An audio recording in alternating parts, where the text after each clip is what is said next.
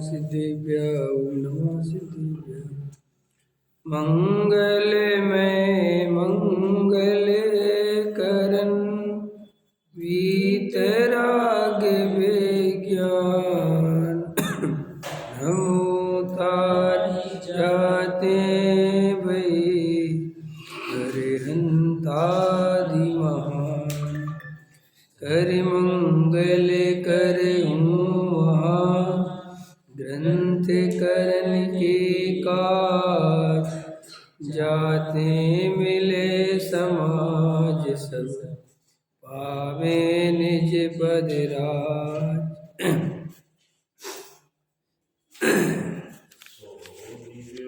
सो निज भाव सदा सुखद अपनो करो प्रकाश जो बहुविधि भव दुखन के करिए सत्यानाश।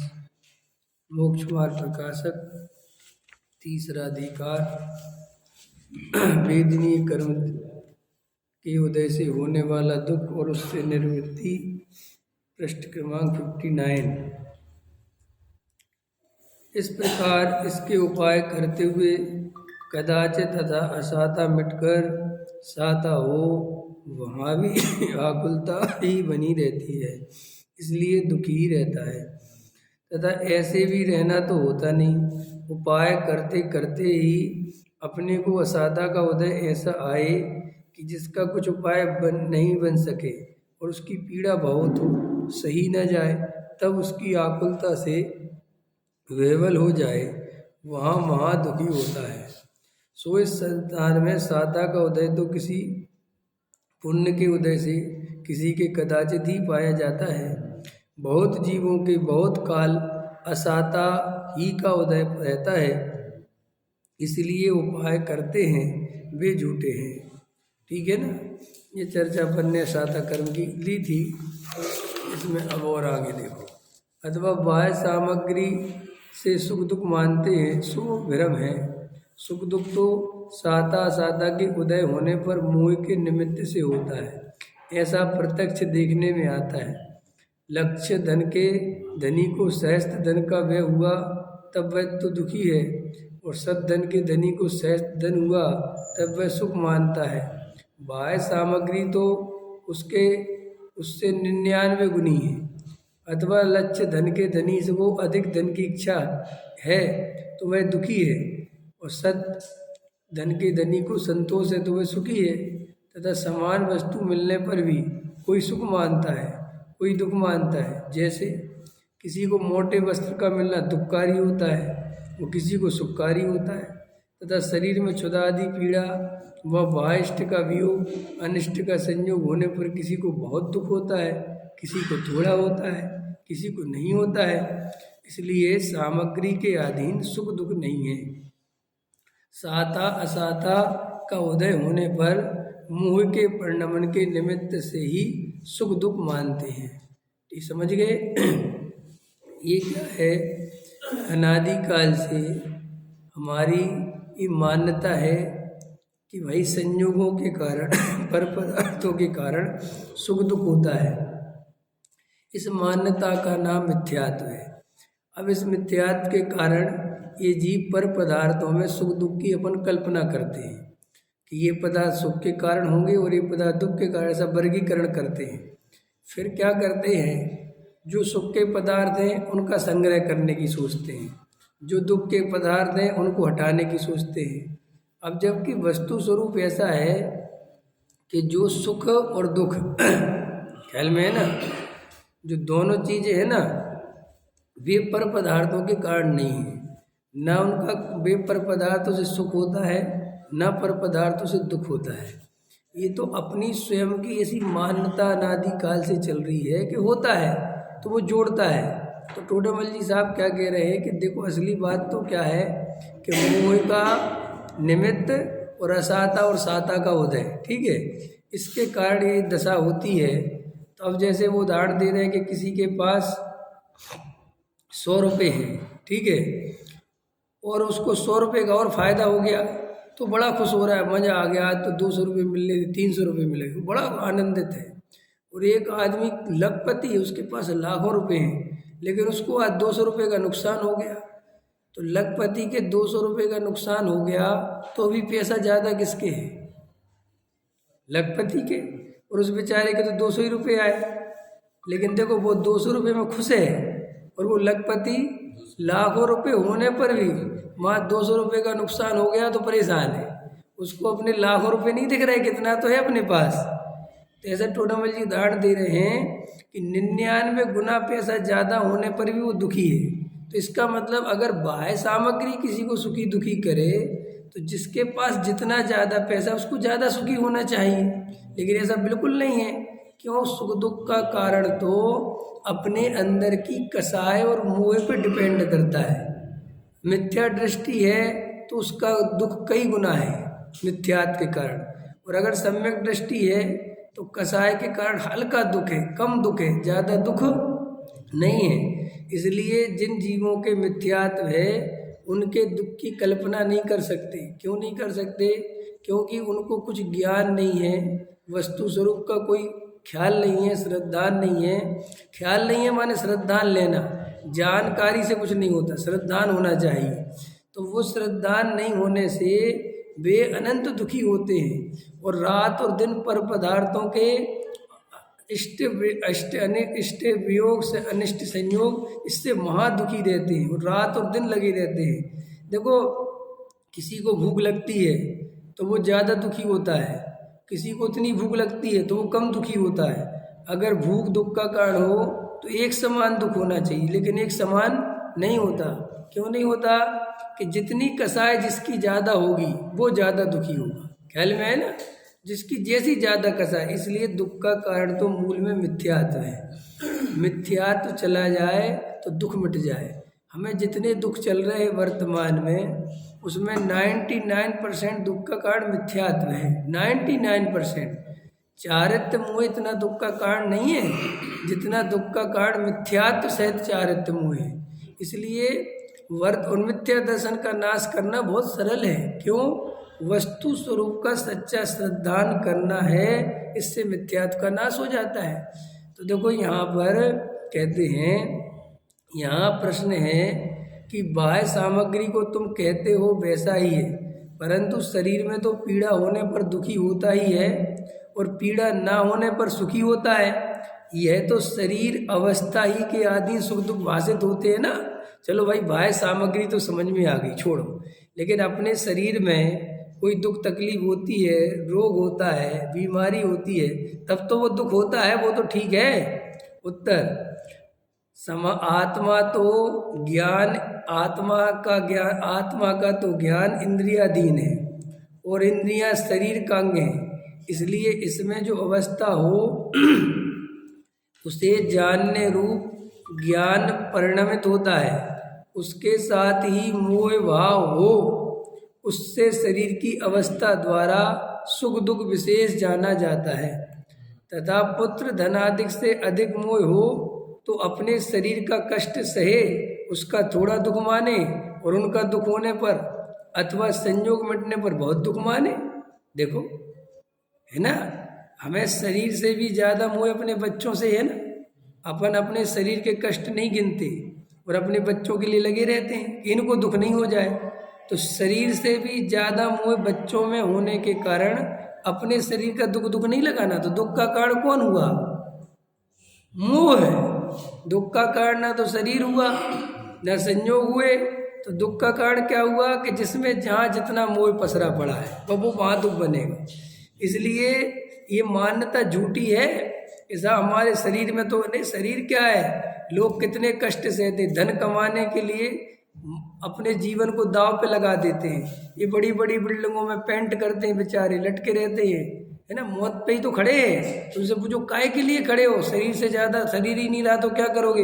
वो कहते भैया शरीर की छोड़ो, मुझे बच्चे पालने हैं, मेरे पास पैसे नहीं हैं, है ना? इसलिए ये सब बातें बहुत गहराई से समझना। और देखो क्या कहते, मुनि हैं वे तो शरीर को पीड़ा होने पर भी कुछ दुख नहीं मानते, इसलिए सुख दुख का मानना तो मोह ही के अधीन है। हम वर्तमान में जितने भी दुखी हैं वो पर द्रव्य के कारण नहीं है। ये बात समझ में आ जाए तो जीवन अभी आनंदमय हो जाए। अभी इसी समय हमें समझ में आ रहा है कि हमारी इच्छाओं की पूर्ति नहीं हो रही ना, हमारे काम नहीं कर रहे ना, हम इसलिए दुखी है। ऐसा है ही नहीं। ये दुख का कारण मोह है और मोह के नाम का उपाय तत्व विचार है। क्या है अरुण जी, करते कि नहीं? तो फिर काय को कहते हो कि नाश का उपाय तत्व विचार। पैसा सुख का कारण है कि नहीं है? नहीं है? पैसा सुख का कारण है कि नहीं है? बराबर है। दो कमाने जाते हो कि नहीं, तो वो बराबर बैठा ना, वो श्रद्धान बराबर हुआ। पैसा सुख का कारण है तो कमाने गए तो वो श्रद्धान बराबर बैठा। लेकिन मोह दुख का कारण है और मोह के नाश का उपाय तत्व विचार है, और तत्व विचार नहीं करते। इसका मतलब क्या है कि मोह दुख का कारण नहीं लगता। नहीं साहब, हम तो सुनते हो और सुनाते भी हो, समझ गए ना? सुनते सुनते सुनाना भी सीख जाते हैं, ख्याल में है ना? लेकिन अंदर में मोह दुख का कारण उसे लगता है जो तत्व विचार करता है।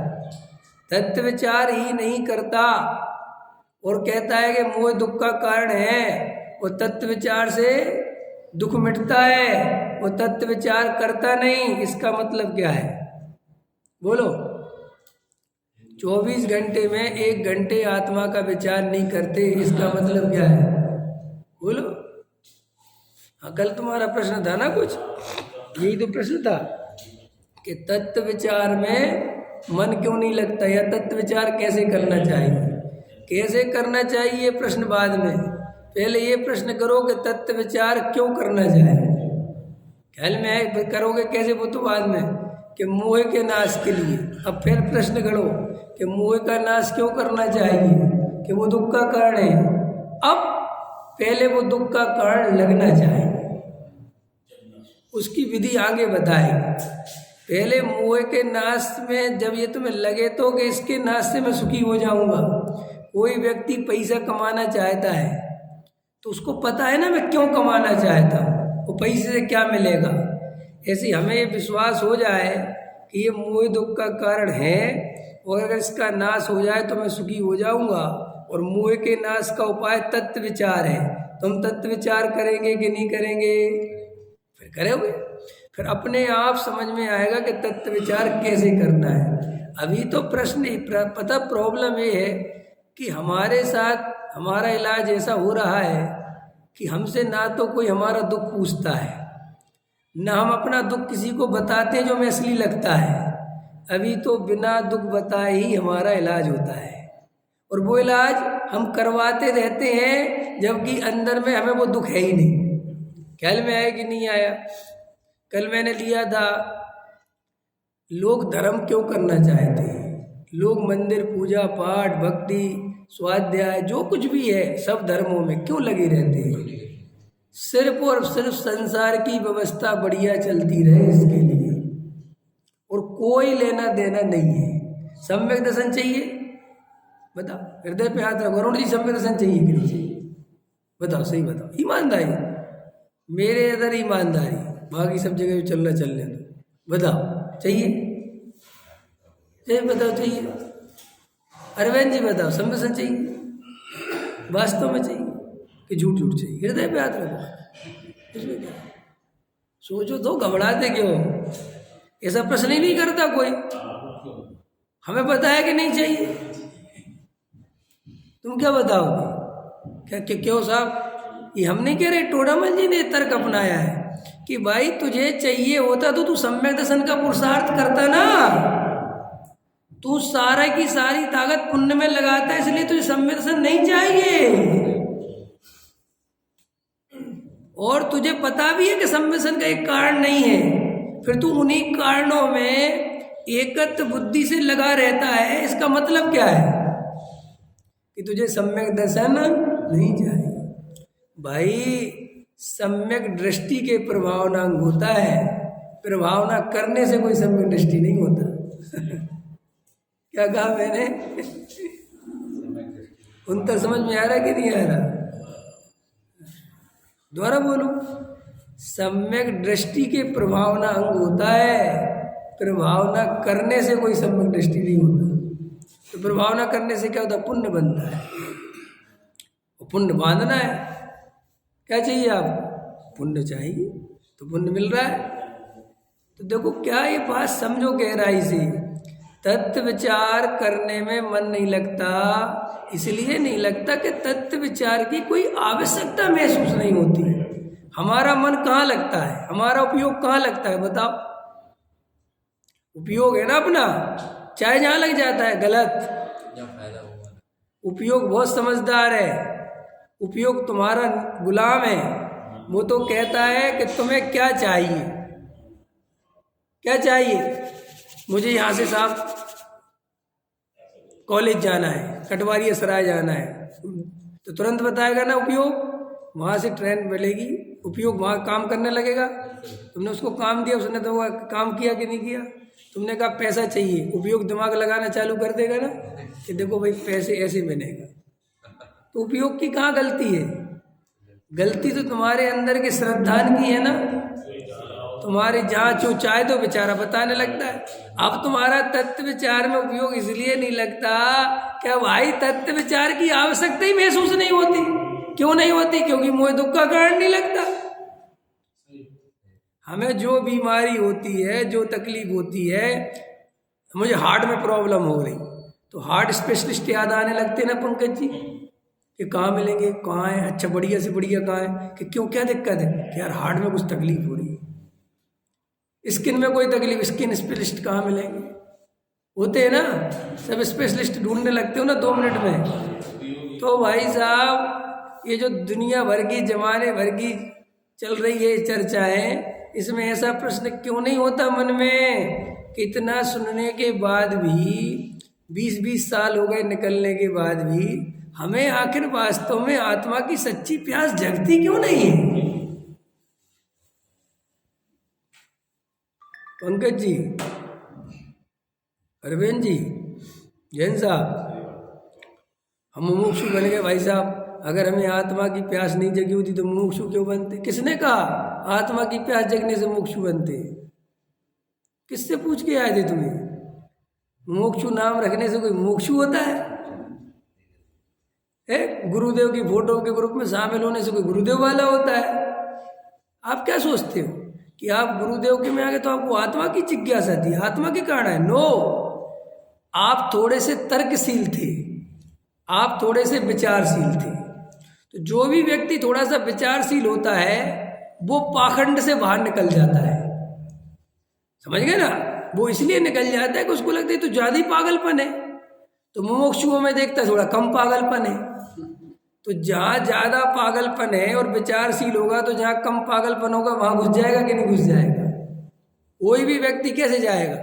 अरे साहब इन लोगों में ज़्यादा फालतू के काम नहीं होते, ये लोग मंत्र तंत्र से दूर रहते हैं, इनके यहाँ बहुत शुद्ध वीतरागता रहती है, भगवान की वेदी वगैरह बहुत अच्छी रखते हैं, इनके यहाँ बहुत शास्त्र भी सिस्टमेटिक होते हैं, स्वाध्याय भी चलता है और इनकी अच्छी संस्थाएं भी बहुत बढ़िया बनी हुई हैं, वो सब बहुत प्रेम भी बहुत रहता है, समझ गए ना? अब देखो उसका मोक्षु बनने का कारण क्या है? सम्यक दर्शन है, आत्मा है।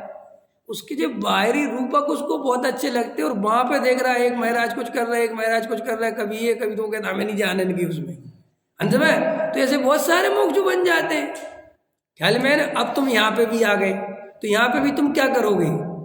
यहाँ पे भी और ज्यादा विचारशील होगे। एक तो वहां विचार कर लिया, अब यहाँ पे भी अगर तुम गहरे विचारशील होगे तो फिर यहाँ पे भी विचार करोगे कि यहाँ पे भी ज्यादा पाखंड कहाँ चल रहा है और ज्यादा सत्य कौन बता रहा है। यहाँ पे भी तुम चुनाव करोगे अगर विचारशील होगे तो। और अगर पंथ संप्रदाय का जहर चढ़ गया, एकत्व हो गया, तो फिर तो यहाँ सब सही है, फिर यहाँ का गलत भी सही है, सब सही है, सब अपना ही है। और अगर विचारशील हो गए तो फिर यहाँ पे भी विचार करोगे नहीं नहीं नहीं यहाँ पे भी गड़बड़ है, फिर उसमें भी छटनी करोगे। अंतर समझ में है ना?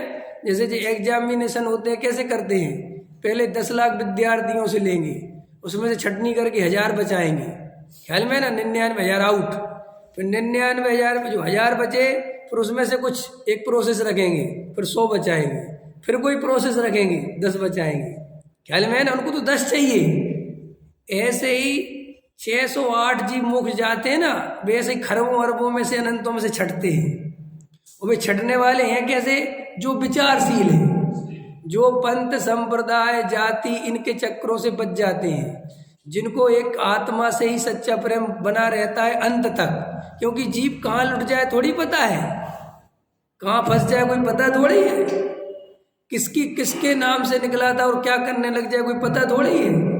इसीलिए भाई सावधान रहना। क्या रहना? एक तुम्हें कहानी सुनाता हूं सावधान रहने की।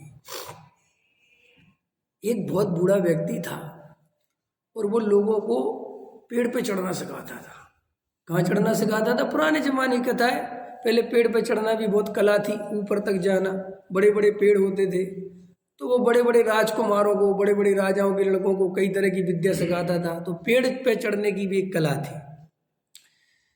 तो कई बार ऐसा देखा गया कि जब व्यक्ति बहुत ऊपर पहुंच जाता था तब वो शांति से बैठा रहता था। क्या करता था? शांति से एक जगह एकांत में अलग दूर बैठा रहता था और देखता रहता था, कुछ भी नहीं बोलता था। जब वो सबसे ऊपर होता था, जब वो सबसे ऊपर से उतर रहा होता था, सब शांति से बैठा रहता था। और जब मात्र 4-5 फुट 6 फुट 8 फुट की बस्ती थी ऊंचाई, तो वहां के खड़ा हो जाता था, भैया सावधानी से। कमाल का व्यक्ति है। जब ऊपर थे हम इतने, तब तो कहता नहीं सावधानी से, और जब ये 6-7-10 फुट का बचा तब कहता धीरे धीरे उतरना, गिर मत जाना। तो एक राजकुमार था, बोले गुरुजी एक बात समझ में नहीं आती, मैंने कई दफे देखा। अरे आदमी वहां से गिरेगा तो मरेगा, यहाँ से तो 6-7-10 फुट पे गिरेगा तो आधे पैर टूटेंगे ज्यादा से ज्यादा, आप यहाँ सावधान क्यों करते हो?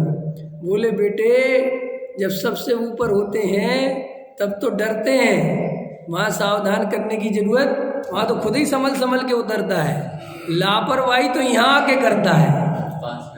मैंने वहां से गिरते किसी को नहीं देखा, मैंने जितनों को गिरते देखा वो यही गिरते देखा। ऐसे ही हमारा जीवन है, ऐसे ही बिल्कुल। समझ गए ना? जब तुम्हें कुछ पता नहीं था तब तुम बहुत सावधान थे।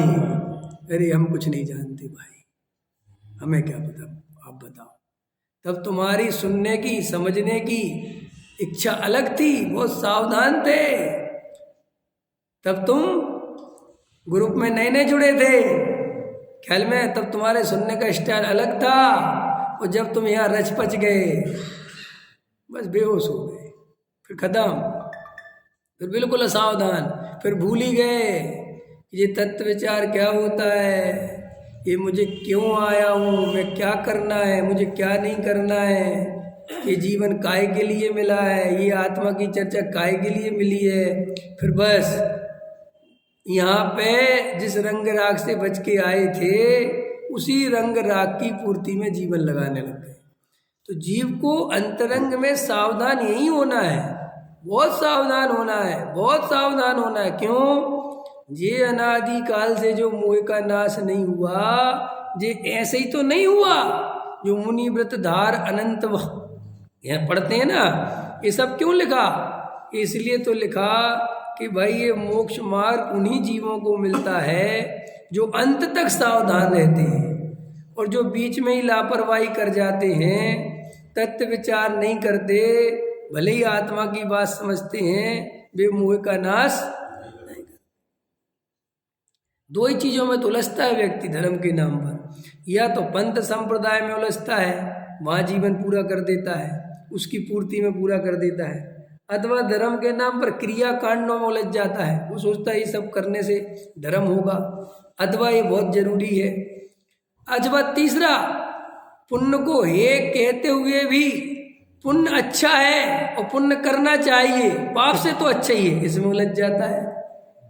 देखो भैया, बहुत तत्व गहरा है, ख्याल में है ना? मैंने अंतर लिया था ना परसों के स्वाध्याय में कि भैया धर्म अलग चीज है, पुण्य और समाज अलग चीज है। धर्म व्यक्तिगत है, धर्म भीड़ में नहीं होता, धर्म समूह में नहीं होता, धर्म बिल्कुल व्यक्तिगत चीज, बिल्कुल एकांत की चीज है। समझ में आया ना? भीड़ में तो संप्रदाय निर्मित होते हैं, भीड़ से तो क्रियाकांड निर्मित होते हैं, धर्म नहीं होता निर्मित। समझ में आया ना? अंतर ये बात जब तुम्हारे अंदर बैठ जाए तब तुम्हें समझ में आएगा कि ये धर्म नहीं है, भले ही धर्म के नाम पे चल रहा है। ख्याल में अभी अपन स्वाध्याय कर रहे धर्म है, अभी हम सामूहिक स्वाध्याय कर रहे धर्म है। बोलो ये बिल्कुल धर्म नहीं है। इसमें धर्म का क्या है? मैं बोल रहा हूँ, आप सुन रहे हैं, इससे धर्म का क्या मतलब? जब आप ही बोलो और आप ही सुनो, इसका नाम धर्म। अंदर समझ में आ रहा है ना क्या कह रहा हूं मैं? आप ही बोलो, दूसरे को सुनने वाला है ही नहीं, इसी का नाम तत्व विचार है। ख्याल में है ना? उसमें मन लगना चाहिए। तो तत्व विचार कैसे करना चाहिए कि पहले भाई मोह का दुख लगे। जब तुम्हें मोह का दुख लगेगा, गारंटी से तत्व विचार करने का मन करेगा। बात इतनी सी है कि मोह में दुख लगता ही नहीं, और मोह की पूर्ति में ही मजा आता है। और एक ये भी मोह निर्मित कर लेते हैं, कौन सा? आपने कभी देखा आप भीड़ में क्यों रहना चाहते हैं, अकेले में क्यों नहीं? अकेले में अपने दोस्त नजर आते हैं। आज तक दुनिया में जितने भी मंदिर टूटे, जितने भी लड़ाई झगड़े हुए, वो व्यक्ति ने नहीं किए, वो भीड़ ने किए। जब जापान पे हिरोशिमा और नागासाकी में बम गिरा दिया, परमाणु बम, तो प्रश्न, महत्वपूर्ण प्रश्न आया कि भाई ये बम गिराया किसने? कि सब अमेरिका ने। तो अमेरिका कौन है? क्या चीज है अमेरिका? किसी व्यक्ति का नाम है? नहीं साहब, व्यक्ति का नाम थोड़ी है। अब देखो, अमेरिका ने गिराया, तो अमेरिका ने तो नहीं गिराया ना, गिराया तो 2-4 व्यक्तियों ने होगा ना, लेकिन पूरा नाम किसका आ गया? तो जिनने गिराया था उनके पास गए, बोले भाई तुमने बम गिराया, लाखों आदमी मर गए, तुम्हें कोई शर्म नहीं आ रही, कोई दुख नहीं? बोले हमारा कोई लेना देना नहीं है, हमें तो ऊपर से आदेश मिला था, तुमने बम गिरा दिया। बोले जो ऊपर से आदेश देने वाला कौन है? बोले साहब हमारे ऊपर हमारा बहुत बड़ा वो बैठा है ऑफिसर, उसने बोला था। उसके पास गए, बोले तुमने लाखों आदमियों को मार दिया, तुम्हारे एक आदेश ने, तुम्हें दुख नहीं है? बोले साहब मेरा क्या लेना देना है, मुझे तो ऊपर से ऑर्डर आया था। देखो समझ रहे हो क्या कहना चाहता हूं? जो काम भीड़ करती उसका कोई दुख नहीं होता। अब मैं हूं ही नहीं ना, जैसे भीड़ ने एक मंदिर गिरा दिया, तो भीड़ नाम की माने क्या होता है? तुमने कोई तो ईंट गिराई होगी, मैंने थोड़ी गिराया, सब गिरा रहे थे, तो मैं भी लग गया। देखो देखो कितना अच्छा रहता है। अपन अकेले में किसी को नहीं मार सकते, लेकिन भीड़ के साथ शामिल होकर किसी को भी मार सकते हैं, और अपन को ऐसा नहीं लगेगा हमने किसी को मारा है। ये जो दंगे होते हैं, लाखों लोगों को मार देते हैं, किसी को दुख ही नहीं होता कि हमने किसको मार दिया। वो तो क्या साहब ऐसा माहौल बना था, भीड़ थी, समझो हमें क्या पता। देखो ये भीड़ का काम होता है। ऐसे ही धर्म में क्या होता है, हम भीड़ में शामिल हो जाते तो हम एक तो अपने को भूलने की सबसे अच्छी जगह है भीड़। जहां तुम अपने बारे में बिल्कुल भूल जाओगे और कुछ भी करोगे, उसका नाम भीड़ है, क्योंकि भीड़ जो करेगी वो तुम करोगे। और भीड़ हमेशा चाहती है कि तुम भीड़ में रहो। अंतर समझ में आया?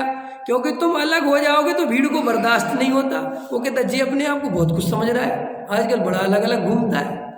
वो चाहता है जहां हम सब इकट्ठे हो रहे तुम भी हो। ठीक। दूसरी बात, जो अलग होता है भीड़ से, वो भी बहुत हिम्मतवर होना चाहिए, क्योंकि उसे भी डर लगता है कि ऐसा नहीं हो मैं अलग थलग पड़ जाऊं, वो सब एक तरफ और मैं अलग थलग पड़ जाऊं, वो भी डर सताता है ना। तो हम जाके भीड़ में घुस जाते, भाई हम भी तुम्हारे साथ, सब मरोगे तो हम भी मर जाएंगे, वो सब जियोगे तो हम भी जी जाएंगे। एक सुरक्षा मिलती ना, होता है ना। सबको कोरोना हुआ, अब ठीक है यार सबको ही हो रहा, अब क्या कर सकते हैं, लेकिन अगर अकेले ही को हो जाता तो मर जाते। तो ऐसे ही हम अपने जीवन में आत्मा को खोते चले जाते हैं भीड़ों में, समूह में इकट्ठा होके, क्योंकि हमें अकेले चलने में डर लगता है। और आज तक जितने भी महापुरुष हुए दुनिया में, जिन्हें हम सम्यक दृष्टि कहते हैं, वे कभी भीड़ में शामिल नहीं हुए। भीड़ उनके पीछे तो दौड़ी, लेकिन वे कभी भीड़ के पीछे नहीं लड़ी, न उनने कभी भीड़ की चिंता करी। क्योंकि भीड़ की चिंता कौन करता है? जो मोही है, जो मिथ्या दृष्टि है, उसे बहुत चिंता होती है सबकी, और सबकी चिंता में अपनी चिंता भूल जाता है। देखो ना, माँ बाप अपने बच्चों की, परिवार, जो बुजुर्ग होते ना मास्टर जी, बुजुर्ग लोग, बहुत ज़्यादा बुजुर्ग, मेरे नाती पोते भाई बहन पूरे खानदान की चिंता करते हैं बैठे बैठे। देखे नहीं बुजुर्गों के पास बैठो, हमारी जी फलानी बुआ जी अपनी बिटिया, उनसे कहो कि बाबूजी आपको अपनी चिंता है। अरे हमारी तो उम्र हो गई। हाँ तो तुम्हारी उम्र हो गई तो इनकी चिंता क्यों कर रहे तुम, कि हमारे पास कोई उपाय नहीं, नहीं की चिंता में जीवन जा। देखते हो तुम, है ना। ऐसे ही हमें सारी दुनिया की चिंता है, लोगों को धर्म समझ में आ जाए, लोगों को तत्व समझ में आ जाए, लोगों को जिनवाणी मिल जाए। अरे भैया पहले शांति से बताओ, तुम्हें मिल गई, तुम्हें कुछ मिला है कि नहीं, कि मिलने के पहले ही बांटने की पड़ गई। अंत समझ में ना। क्यों ऐसा क्यों करता है व्यक्ति, इसलिए करता है कि इससे मन में संतुष्ट होता है कि मैं कुछ कर रहा हूँ, मैं लगा पड़ा हूँ। बूढ़ा व्यक्ति से पूछो तुम इतनी चिंता क्यों कर रहे हो, अरे अपना कुनबा है भैया, आखिर हैं तो हमारे भाई बंधु। आपको जैसा आश्चर्य होगा, मैं तो किसी और की बताता नहीं, मैं तो अपने घर की बताता हूँ। हमारे बड़े पिताजी जब हम छोटे छोटे थे और वो जवान थे, समझ गए ना, तो हमसे कभी दो शब्द नहीं बोलते थे। हम उनके पैर छूते थे तो कभी आशीर्वाद भी नहीं देते थे, बात ही नहीं। उनको पैसा कमाने से फुर्सत ही नहीं थी, उनका सारा जीवन जो है पैसे के लिए समर्पित था। और हमारे जो बाबा थे, अरे अपने तुम्हारे बड़े पिताजी हैं, पैर छुपाओ भैया। लेकिन हम देखते थे कि वो तो इतना सही प्रेम नहीं करते और अपने लगे हैं, उनको कोई मतलब नहीं किसी से, पैसा पैसा पैसा। अब हो गए वे बूढ़े, अब हो गए रिटायर, तो मुझे फ़ोन करते हैं। मुझे अब मज़ा आता है, मैं सोचते क्या हो रहा है। मैं कहता हूँ आप क्यों फ़ोन कर रहे हैं, अरे बेटा अब तुम ही तो हो, हमारे सब अपने ही तो घर है। अब उनको पूरा खानदान याद आता है बैठे बैठे, अजाने किस किस की याद आती। मैं कहता हूँ अब क्यों कर रहे हैं याद, अब क्या हुआ कि अब कुछ बचा नहीं ना। तो वो खाली स्थान भरते रहते हैं कि हमारा सब है, हमारा सब है। ऐसे ये जीव अकेले रहने से इतना डरता है, इतना डरता है, इतना डरता है कि भाई साहब वैसे तो कहेगा कि तत्व विचार करने के लिए समय नहीं मिलता, और जैसे ही अकेले में तत्व विचार करने के लिए समय मिलेगा तो दूसरे को ढूंढता फिरेगा। ख्याल में है ना। आ जाओ बैठ के स्वाध्याय करते पंकज जी। भैया आज अकेले का मौका मिला, अकेले में करो कुछ अपना, कब तक ये भीड़ में जाओगे। तो जो जीव तत्व विचार करना चाहते हैं उनके लिए पहला सूत्र तुम्हारे लिए चल रही चर्चा, पहला सूत्र तुम्हारे लिए, मैं सबके लिए, तुम्हारे प्रश्न पे चल रही। पहला सूत्र है कि कोशिश करो समूह से धर्म के नाम पर कम से कम इकट्ठा होना है, क्योंकि वहाँ धर्म का कोई लेना देना, वहाँ धर्म के नाम पे सब बातें होंगी, लेकिन वहाँ धर्म 1% भी नहीं हो सकता, क्योंकि धर्म तो आत्मा की चीज है। धर्म तो आत्मानुभूति से प्रारंभ होता है, तो वो पर में कैसे हो सकता है। तो कोशिश करो कि ज़्यादा से ज़्यादा एकांत ढूंढो, अकेला रहना सीखो। अकेला रहना समझ गए ना, तुम 2 घंटे मंदिर में आ गए, तुम 2 घंटे मंदिर में लगा के चले गए, इसे भ्रम से भी धर्म मत मानना। इसे तो 2 चीज़ों में गिनना, पुण्य में और सामाजिक कर्तव्य में। क्या कह रहा हूँ जी, फिर से बोलूँ, ये 2 घंटे मंदिर में लगा गए, इसको काय में गिनना, काय के खाते में जमा करना, पुण्य में और सामाजिक कर्तव्य में। इसे भूल के भी ये मत समझ लेना कि मैंने थोड़ा बहुत धर्म कर लिया। अगर तुमने इस 2 घंटे को धर्म मान लिया तो फिर तुम कुछ नहीं करोगे, क्योंकि तुम्हें ये कोटा पूरा कर गए अपने हिसाब से। लेकिन इसमें धर्म का कोटा बिल्कुल नहीं आया। जी समझ गए ना आप, पकड़ में आ गई ना आपको मैं क्या कहना चाहता हूँ। कोई उदाहरण देने की जरूरत तो नहीं है ना।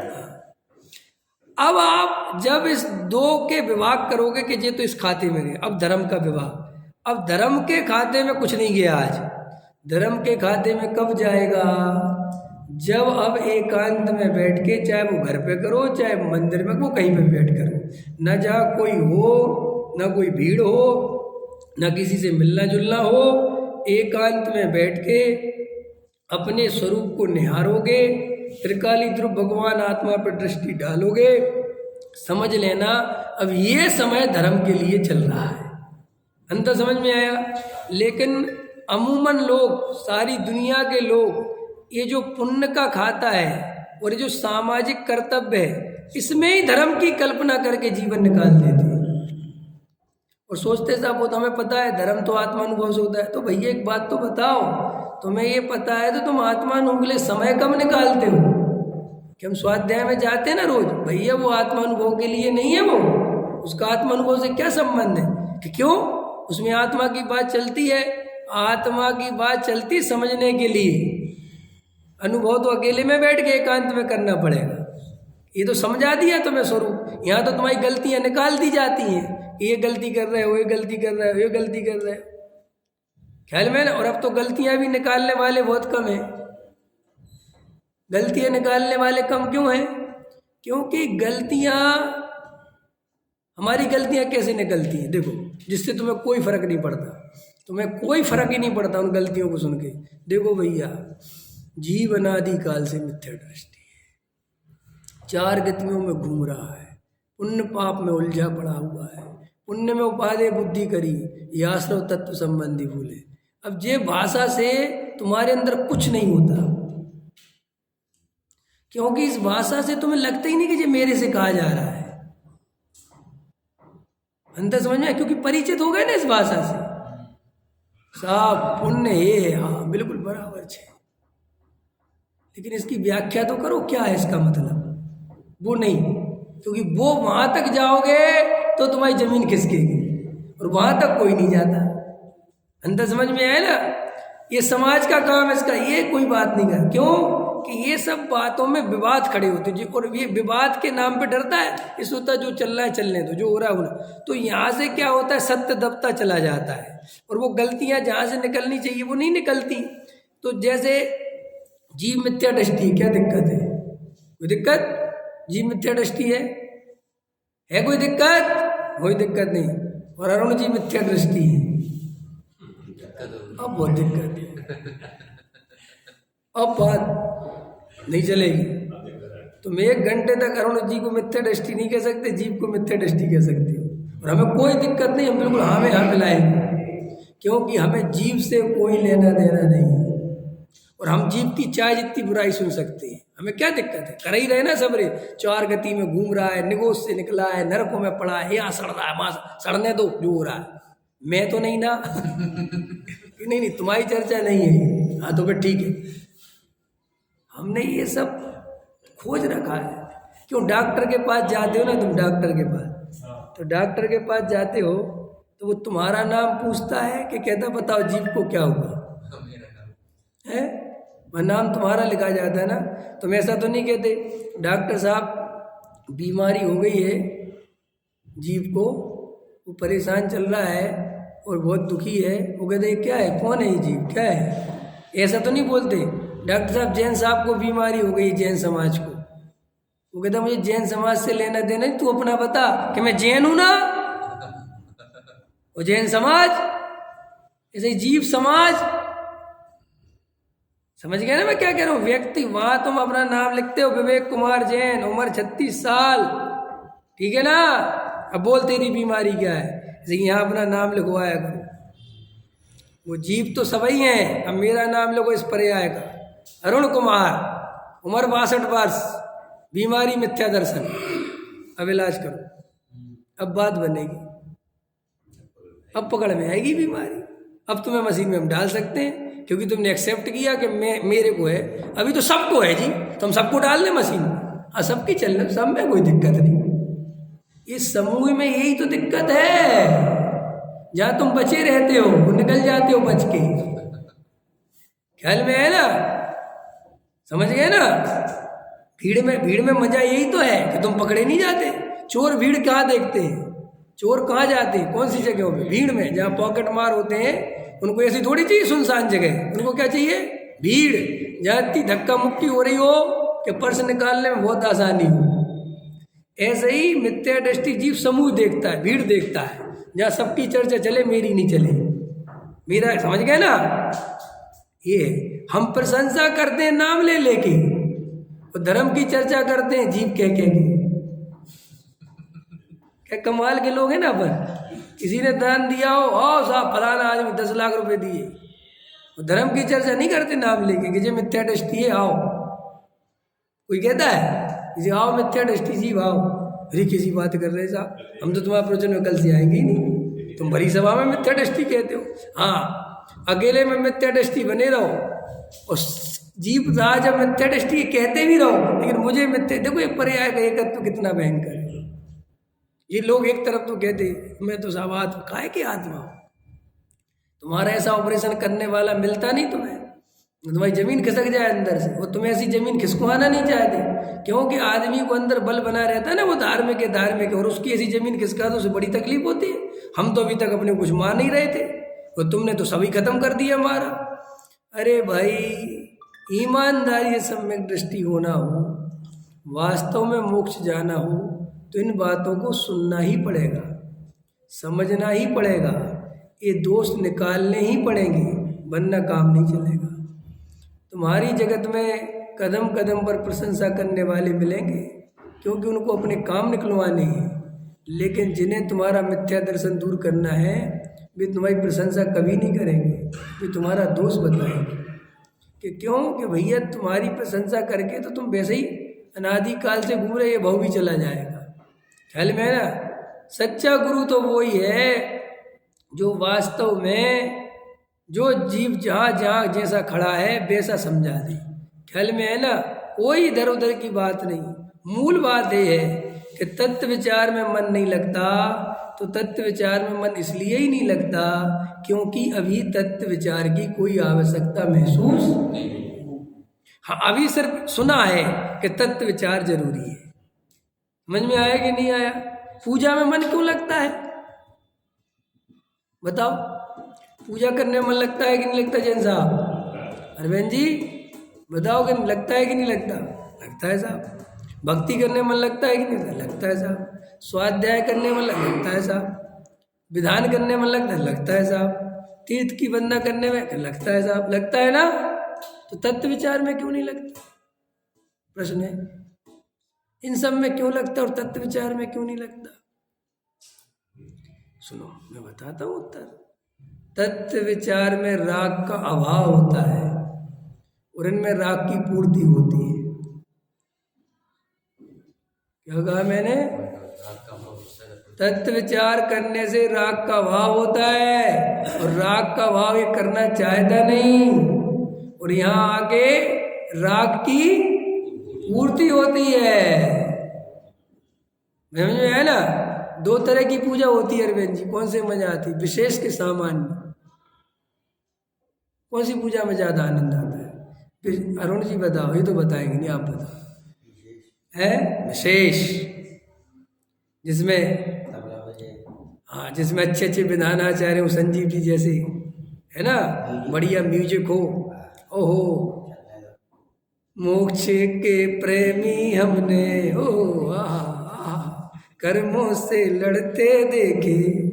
ओ मजा आ गया, आज तो विधान मजा आ गया। इसमें राग की पूर्ति हुई है। कोई धर्म है इसमें? कोई धर्म का लेना देना है? और तू इसको मानता है कि मैं धर्म करके आया हूं? बोल, कितना बड़ा मिथ्या दृष्टि है। पूजा में आज मजा नहीं आया। एक तो उनकी आवाज ठीक नहीं है, और एक तो बीच में बात फटा हुआ वहां से गाने लगते हैं, सब चाल बिगाड़ देते हैं, मजा आता नहीं। काय से प्रेम है भाई? ये कौन सा प्रेम चल रहा है?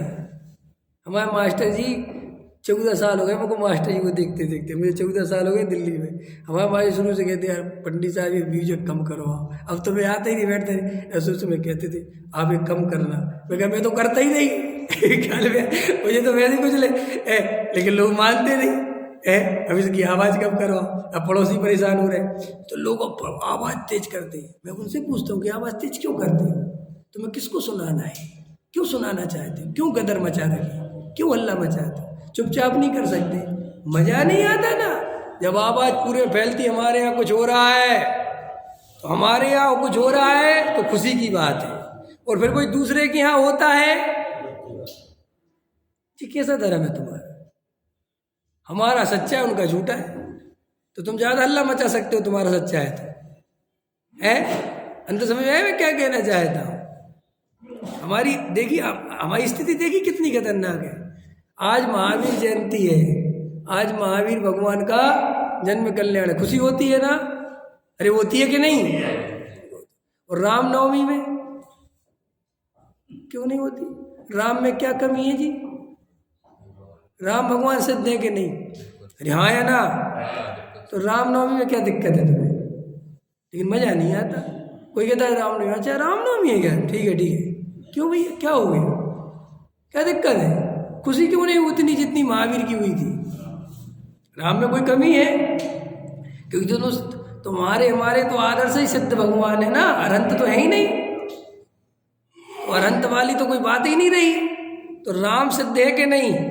तो फिर तुम्हें रामनवमी पे उनके जन्म उत्सव पे खुशी क्यों नहीं हुई? कि साहब वे लोग गलत मान्यता से करते हैं ना, करते हैं ना, वे समझते नहीं ना स्वरूप, तुम तो समझते हो, तो तुम्हें तो अंदर खुशी होनी चाहिए। अच्छा तुम्हारे जय जिनेन्द्र का स्वरूप कितने लोग समझते हैं जो अन्य जाति के हैं? ये नेता वेता समझते हैं जी, आगे बोलते हैं जय जिनेन्द्र, तुम्हें खुशी क्यों होती? अन्य मत का है वो भी नहीं समझता ना, लेकिन उसने खाली बोल दिया जय जिनेन्द्र, तुम्हें खुशी क्यों हो गई? अगर तुम स्वरूप के इतने पक्के हो तो उसके जय जिनेन्द्र से तुम्हें बिल्कुल खुशी नहीं होनी चाहिए, क्योंकि स्वरूप ही नहीं समझता। लेकिन देखो कितनी खतरनाक मान, वो ही कहे तुमसे अन्नमति आपको महावीर भगवान के जन्मदिन की बहुत बहुत सारी राम की जन्मदिन की शुभकामना लेना बड़ा कष्ट होता है। सोचा कभी अंदर जहर कितने पड़े रहते हैं? तुम सब जीवों को भगवान देखने की बात करते हो, छोड़ो जो ऊपर बैठे उन्हीं को सबको भगवान देख लो, यही बहुत है, नीचे वालों को तो बाद में क्या कहा मैंने? जो ऊपर बैठे ना सब सिद्ध भगवान, उन्हीं को सबको देख लो। सिद्ध भगवान को अर्घ चढ़ाते हो कि नहीं अरविंद जी? तो राम को चढ़ा के नहीं? अरे बोलो जल्दी, राम को चढ़ा के नहीं? हमारे अरविंद जी कंफ्यूज हैं। कंफ्यूज हो क्या आप? राम के बारे में आपको पता नहीं है? राम है जो राम, लक्ष्मण वाले राम, सीता वाले राम, वे राम क्या है अभी वर्तमान में? अच्छा नहीं पता आपको? अरे यार, राम हनुमान बाली ये सब कहाँ गए हैं? सिद्ध हैं ये, हम इनको अर्घ देते हैं रोज, निर्वाण कांड नहीं पढ़ते। 3 पांडव है और कौन गया? अरे बताइए, उसमें तो बहुत नाम है, बाली भी गए, सुग्रीव भी गए, रावण का पुत्र था ना वो कुंभकर्ण भी गया, हाँ विभीषण भी, सबरे गए हुए। तो बचा कौन है? रावण ही ले दे के बचा है। और अभी लक्ष्मण भी कुछ दिन बाद चले जाएंगे, कृष्ण भी चले जाएंगे, रावण भी चला जाएगा। ये भाभी सिद्ध है, हम उनको भी अर्घ चढ़ाते हैं भविष्यकालीन के चक्कर में। जैन धर्म तो इतना व्यापक है कि भविष्य के भी नहीं छोड़ता। समझ गए नहीं समझ गए? वर्तमान की तो छोड़ो तुम, भविष्य के भी लो जो होंगे। गुरुदेव श्री तो ऐसा फरमाते थे कि हम अपने को भी अर्घ देते हैं। हम अपने को कहाँ देते हैं कि तुम भविष्य के सिद्धों को है ना, तो तुम आ गए भविष्य में, तुम हो गए ना सिद्ध। अब बोलो, लेकिन हम समझ में नहीं आते ये क्या हो रहा है? हनुमान जयंती है, खुशी होती, कुछ ख्याल में आता? आपको पता ही नहीं चलता कि आपको जो बचपन से संस्कार दिए जाते वो इतने प्रबल होते हैं कि आपको ये सब सत्य पता है कि हनुमान सिद्ध भगवान सब बात है, लेकिन तुम्हें हनुमान की कोई कद्र नहीं है। कभी हनुमान की कोई महिमा नहीं आती तुम्हें? कभी सोचा हमें हनुमान की महिमा क्यों नहीं आती? भाई सिद्ध भगवान है, हनुमान सिद्ध भगवान की जय। ख्याल में है कि नहीं आया? ऐसा क्यों नहीं आता? कभी सोचा क्यों? इसलिए कि अपन को ख्याल में नहीं आता कि हमें जो बचपन से संस्कार दिए जाते हैं हम इनके अधीन होते हैं। इसी को तो कहते हैं पंथ संप्रदाय। अपन को थोड़ी लगता है कि अपन पंथ संप्रदाय में है, लेकिन आप जब गहराई में जाके देखोगे तब आपको चलेगा अपन बहुत गहराई में घुसे हुए हैं। अपन सभी जीवों को भगवान नहीं देख सकते किसी कीमत पर, भले ही बोलते हैं कि सब जीव भगवान है ना, हिम्मत थोड़ी है देखने की। हाँ कहते ही हो, अरे जब अंदर जाके गहराई से देखोगे तब समझ में आता है कि बाप रे बाप मामला कितना गड़बड़ है। पक्ष ऐसे ही थोड़ी बहुत बुरा कहा, ये पक्ष पड़ जाना किसी बात का बहुत बुरा है ये, क्योंकि पक्ष अंधा होता है। पक्ष कैसा होता है? अंधा। किसी का पक्ष आ गया, किसी के पक्ष में आ गए, फिर वहाँ की सब गलतियाँ सब सही हैं, वहाँ के सब लोग सही हैं, वहाँ की सारे दोस्त सही हैं, कोई विचार नहीं होता कि अरे राम ये दोस्त तो यहाँ पे भी कोई चल रहा है। और जिसके प्रति द्वेष है, विरोध है, उस बेचारे की गलतियां नहीं भी हो तो वहां गलतियां दिखाई देती हैं। अपने सो औदिक भाव और दूसरे के पाप भाव। क्यों? अपने यहाँ के कोई त्यागी वृत्ति का कुछ दिख जाए, अरे वो अधिक भाव है, वो अधिक भाव, ऐसे तो आ ही जाते हैं। और बेचारे वहां के उनसे भी कम जरा सा ही दिख जाए तो वे पापी दिखाई देते, वे महामिथ्या दृष्टि दिखाई देते। समझ में आया कि नहीं आया? दृष्टि बदल गई। एक उदाहरण दे दूं क्या? बड़ा सा खतरा तो है, दे देता हूं। एक बार मैं कुंडलपुर गया, वहां पे एक ब्रह्मचारी जी सुबह सुबह 5 बजे योगा करा रहे थे। समझ गए? क्या करा रहे थे? योगा। तो माताएं बहनों भी थी, पुरुष भी थे। तो हम उस समय नए नए मुमुक्षु बने थे, ख्याल में आया कि नहीं आया? हमने कहा यार जी कितना बड़ा दोष है, ये ब्रह्मचारी जीवों के बताओ ये सब योगा करा रहे हैं, क्या मतलब है? इनको क्या लेना देना किसी के स्वास्थ्य से? अंतर समझ में आया कि नहीं आया? देखने की दृष्टि देखते हो, देखने के अंतर समझते हो? वहां मुझे इतना दोष दिख रहा हो, बिल्कुल बेकार था। वो जब जिस पंथ संप्रदाय की मान्यता है वहां पे करा रहा योगा तो मुझे कुछ नहीं हो रहा। ये कितनी सोचते हैं लोगों के बारे में, कितना इनको अंदर से सबको स्वस्थ रखने का भाव है, प्रेम देखो इनका। देखो यहाँ प्रेम दिखता है और वहां पाप दिखता है। ये देखने की दृष्टि देखी तुमने अपने अंदर में है? हम लोग भगवान के पूजा पाठ प्रक्षाल में खूब लगे रहे, खूब उनकी साफ सफाई करें तो हम धर्मात्मा है, और ये वो ही करे, उनके कुछ खबर थोड़ी लोग लगे। भगवान घिसने से कुछ होता है तो यहाँ के घिसने से कुछ होता है। अंतर समझ में आया क्या कहना चाहता हूँ? हमारी ये नजर ही तो है, यही तो हमें खबर नहीं आता। ये पकड़ में आ जाए तो तुम्हारा जीवन सुधर जाएगा। जी वो क्या रहा है हमारे साथ, पकड़ में आ जाए। ये बात मैं क्यों बता रहा हूँ? ये बात मैं तुम इसलिए बता रहा हूँ कि जब तक तुम्हारे अंदर ये क्लियरिटी नहीं होगी तब तक तुम समझ नहीं पाओगे कि मुझे करना क्या है। इसलिए 2 बातें समझ में आ गई, सामाजिक कर्तव्य और एक पुण्य और एक धर्म। 3 बातें आ गई हैं। हमारी सारी मेहनत 2 खातों में जमा हो रही है, पुण्य में और सामाजिक कर्तव्य में। जो तीसरा धर्म वाला खाता है उसमें 0 बैलेंस है। और सुनो, 0 बैलेंस है और तुम भ्रम से मान रहे हो कि उसमें कुछ ब्याज तो जमा हो ही रहा होगा। समझ गए ना? इंटरेस्ट जमा हो रहा होगा, कुछ ना कुछ जमा नहीं हो रहा, भ्रम है। कहनी सा हमें कैसे आप कह रहे हैं ब्याज? बता दो ना ब्याज। अरुण जी चिंता मत करो, आप जितने तत्व में लगी हुई हो आप भव्य हो, बिल्कुल भव्य। और इस जन्म में भले ही आपको सम्मिलन नहीं भी हो पाए एक पसंद, तो अगले जन्म में होगा। आपने जो जिनवाणी को रुचि पूर्वक सुनते हो ये खाली थोड़ी चला जाएगा। ये तुम्हारे दिमाग में सेट है, तीसरा खाता, कि हम ऐसे लगे ना तो हम निश्चित भव्य हैं। और हमारा आखिर इतनी जिनवाणी सुन रहा है और भैंसरी की बोले भैया गहरे तत्व के संस्कार। गहरे तत्व के संस्कार पता भी है तुम्हें उनने क्या कहा था, इसका मतलब क्या था? गहरे तत्व के संस्कार पता किसे कहते हैं? जो जीव एकांत में बैठ के नित्य प्रतिदिन प्रायोपलब्धि तक पहुंचता है, तत्व विचार करता है, फिर भी कर्ण लब्धि में नहीं पहुंच पाता, उसको कहते गहरे संस्कार। जो रोज अभ्यस्त है आत्मा के अनुभव में, वो नहीं हो पा रहा फिर भी। लेकिन यहाँ तो कोई अभ्यस्त ही नहीं है, कोई विचार ही नहीं है, तो कहेंगे गहरे संस्कार।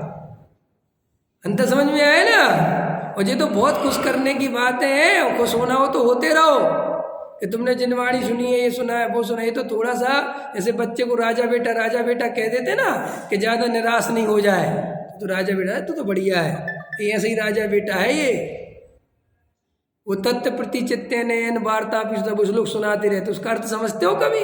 तत्व को प्रीति पूर्वक सुनना, संप्रीति का अर्थ समझते हो? तत्व प्रीति पूर्वक माने तत्व के अलावा किसी और से प्रेम नहीं हो, इसका नाम तत्व प्रीति है। तो भैया सावधान होके बात समझो। सहजानंदी सोत स्वरूप। अब